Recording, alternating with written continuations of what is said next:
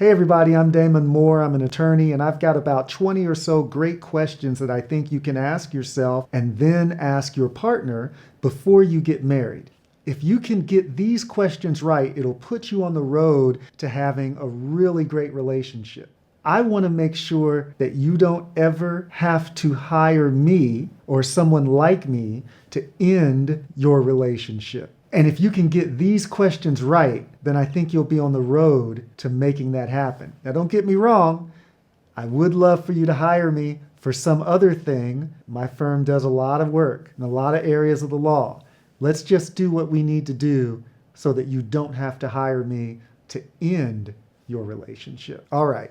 Where do you want to live? You know, a lot of people, they meet in the same city, and sometimes there's just this expectation that they're going to continue to live in that city, and one of the people may not even have a desire to live in that city. So you want to make sure that you're on the same page about where you want to live, and I should add, you want to make sure that you're on the same page about the willingness to move, because if you're in one place and one person's willing to move around to get to the ideal place, but the other person's not willing to move, well, that's something that you want to know, and you'd love to know it early. Here's another one.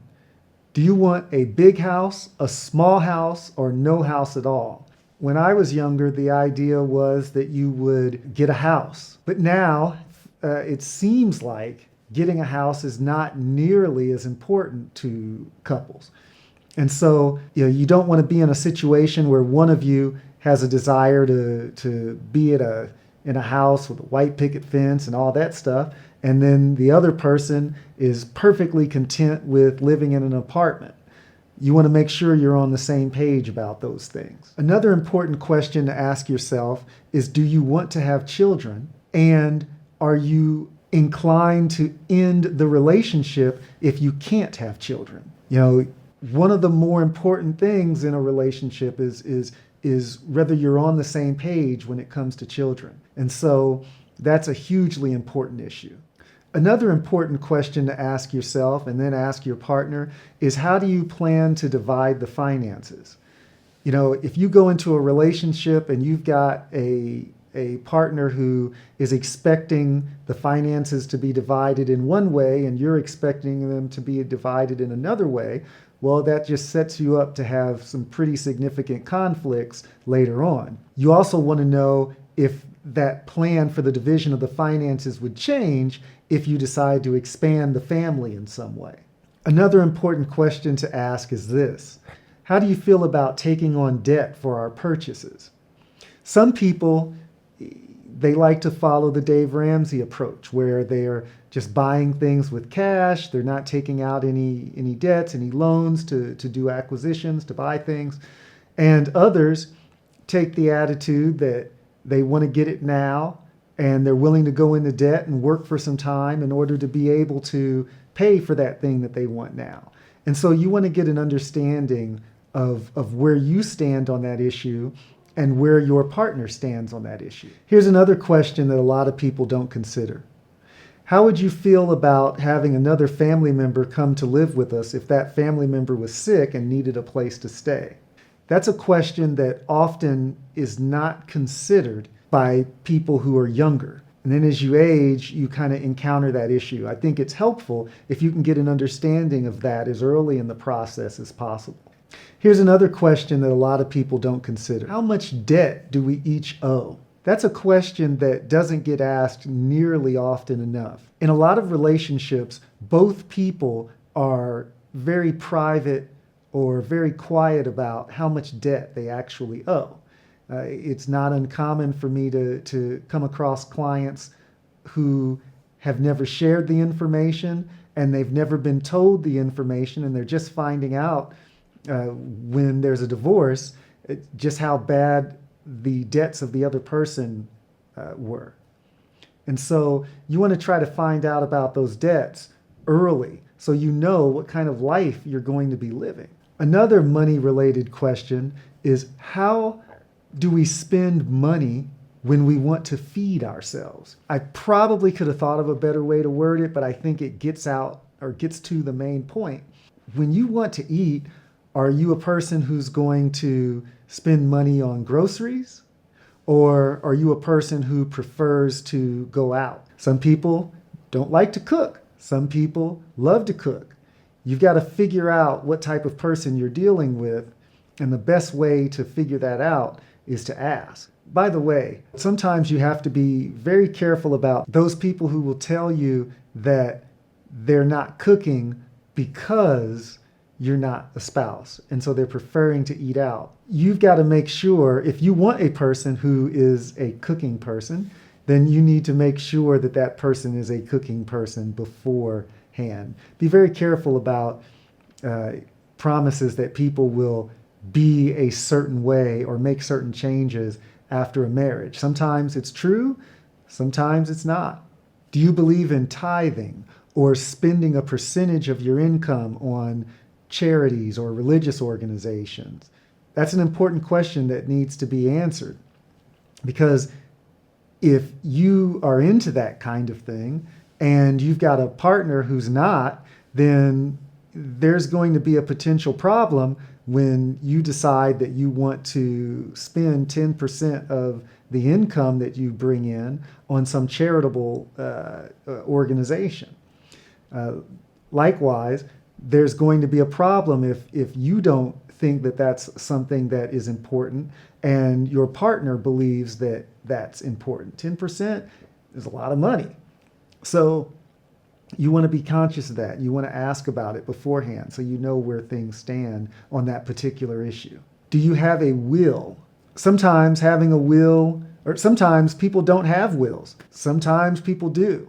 If the person has a will, then you need to make a determination about whether that person is going to want to change their will to account for the relationship with you, or you may need to make a decision about whether you want to change your will to account for the relationship with that person. Do you want to have a pre-marital agreement or a pre-nup? That's a very touchy subject for some people. Some people want a premarital agreement. Some people don't. But it's a thing that you've got to make sure that you're on the same page about, particularly if you're a person who, for one or more reasons, may believe that you need a premarital agreement. Do you have any relationship deal breakers? I think this is a thing that is important to get an understanding of when you're thinking about yourself and also when you're talking to the other person. If you've got things that are deal breakers for you, things that will cause you to end a relationship if they occur, then you need to be very clear with yourself about what those things are, and you want to be in a position to communicate those things to the other person. And at the same time, you want the other person to be in a position to where he or she can share that information with you. What is cheating?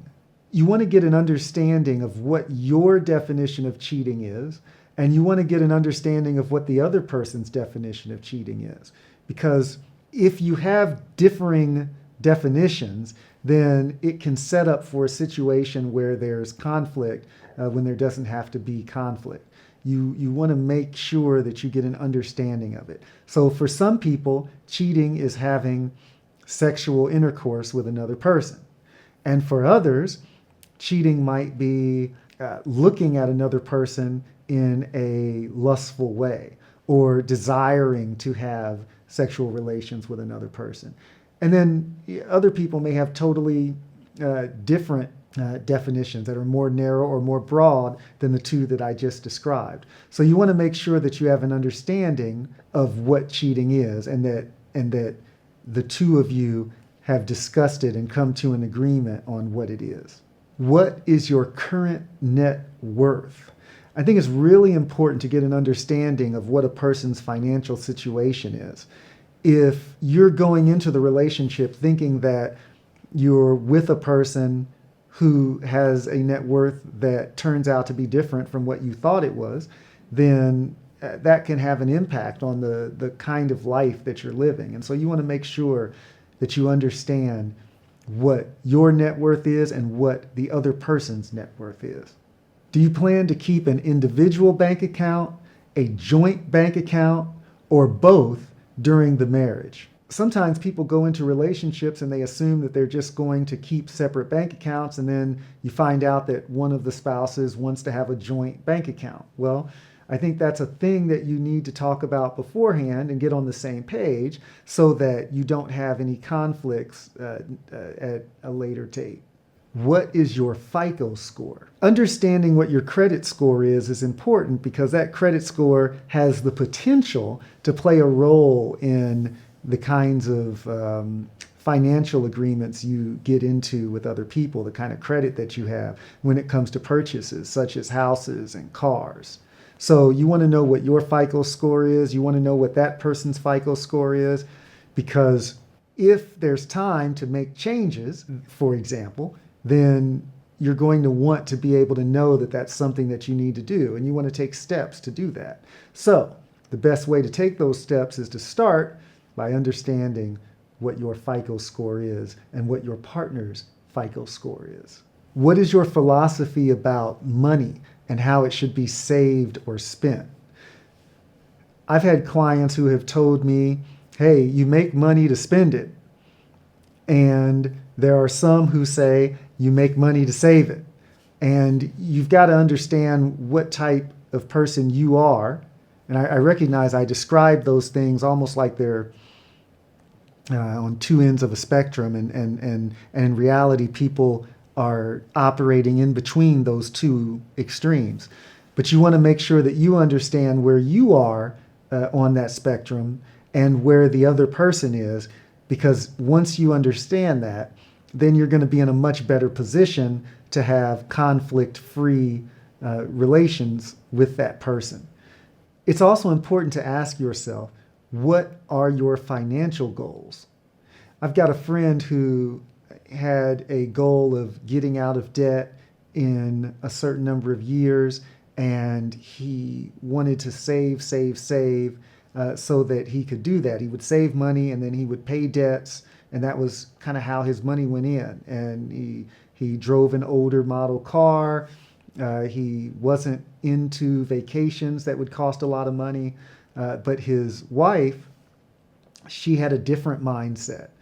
She was on the partner track, and she knew that she was going to be making larger sums of money, and she wanted to go out a lot, and it caused conflict in the relationship. So you want to make sure that you understand what your financial goals are, and you want to make sure that you understand what the other person's financial goals are. Where do you see yourself financially in 5 years? You know, that kind of question is very helpful, because if you understand, or if you have an understanding of where you're going to be in 5 years, then that helps you get a sense for what you're going to have to do in terms of saving, what you can and can't spend on. And it also is very helpful when you're speaking to your partner about what it is that you want out of life, because if you've got 5-year plans that require a certain type of spending and that spending isn't in line with the other person, well, then that's going to be problematic. So you want to make sure that you have a full understanding of what your goals are in 5 years. If the 5-year number doesn't work for you, then pick another number, 3 years or 10 years. Either way, have some kind of idea of where it is that you want to be within a certain period of time, and be prepared to ask your partner that same question, or for those same guidelines, goals, expectations. What role do you want to play in this relationship? And what role do you want your partner to play in the relationship? That's an important question to ask. It helps you get an idea of where you see the relationship. It helps you get an idea of where the other person sees the relationship and what kind of relationship that person wants to be in. What is your preferred method of arguing? I've talked about this in other videos, but that's an important question that you want to ask. Sometimes you're going to have conflict with the other person, and you need to know how it is that they like to deal with that conflict and how it is that you like to deal with conflict. Are you the kind of person who wants to have it out right now? Or are you the kind of person who wants to have some time to to think and blow off steam before you have an argument with a person? Are you the kind of person who wants to go to sleep and then wake up and start over again? Or are you the kind of person who says, hey, we can't go to sleep until we've had this discussion and gotten on the same page? That's a very important thing for you to get an understanding of, because there are going to be situations where you're not on the same page. How do we settle disputes when a decision has to be made and we disagree about what needs to be done? That's a hugely important question. It's not asked often enough, but the answer to it will play a significant role in how the relationship develops. Quite frankly, there are people out there who say that the man is supposed to be the head of the house, and that because he's the head of the house, he's the tiebreaker. There are other people who say, no, we're not just siding with the man because he's the man. If there's a dispute, we're going to reach a consensus on this thing.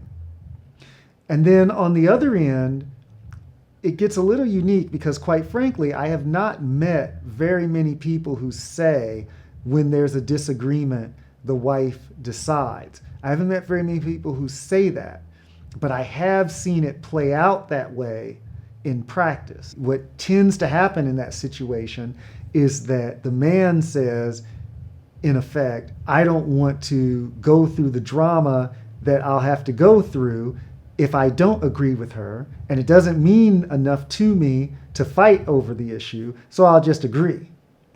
I see that play out in the conversations I've had with clients in mediations and in other legal contexts. No matter how that particular issue gets addressed, it has to be addressed. And there has to be an honest conversation about it. Otherwise, there's going to be conflict and resentment and perhaps people trying to keep score and things like that. And that's not necessary. If you can have that kind of conversation before that becomes an issue, then you're in much better shape. Those are just some of the questions that I think you should ask when you're thinking about marrying a person, when you're in a long-term relationship and you're trying to determine what the next steps are. If you've got other questions that you think you should ask yourself or ask your partner, then feel free to ask those questions or post those questions in the comments. Don't forget to like and subscribe. I look forward to hearing more from you in the comments, and I look forward to sending more videos to you. Thank you for your time. Take care.